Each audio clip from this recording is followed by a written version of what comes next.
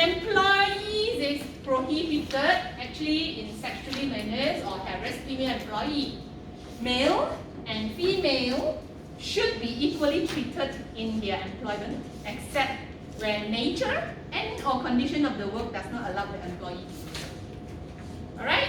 So female employees are not allowed to do the following works. All these cannot: mining, construction, work underground, underwater, in cave, tunnels. These are all men's work in Thailand. Night shift. Which is the monks type of heavy job. Okay?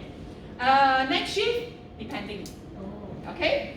So except for work that does not cause injury to an employee's health and body. Alright? Then of course scaffolding and 10 meters above ground work. They also not allowed under female employee. Manufacturing or transportations of explosive, inflammable things, except where the working conditions do not cause damage to the employee's health.